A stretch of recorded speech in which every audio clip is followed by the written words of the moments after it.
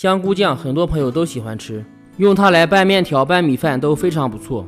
今天就给大家分享一下如何在家里面自制香菇酱，做出来酱香浓郁，拌啥都好吃。首先准备200克干香菇，加水浸泡，冷水和温水都可以，上面扣一个盘子，确保香菇能够泡软。再准备一些配料，大蒜200克剁碎，紫皮洋葱200克切碎，生姜50克去皮切碎。再准备50克豆豉。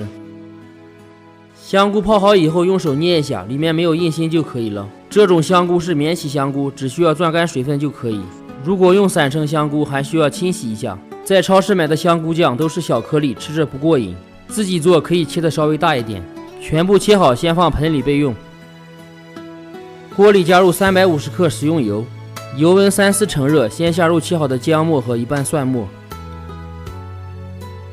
再下入豆瓣酱30克。小火慢炒，把姜蒜末炒香，炒出豆瓣酱里的红油。这个时间大约3分钟左右。炒香以后，把香菇、洋葱和豆豉全部下进来。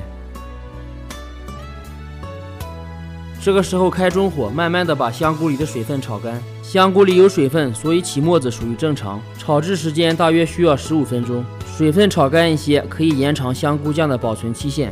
炒到香菇有一点收缩，这个时候开始调味。加入白糖20克，生抽30克，老抽30克，蚝油30克，甜面酱100克，五香粉适量。按照这个比例做出来比买的还好吃。再下入另一半蒜末，撒少量白芝麻，转小火再炒3分钟左右。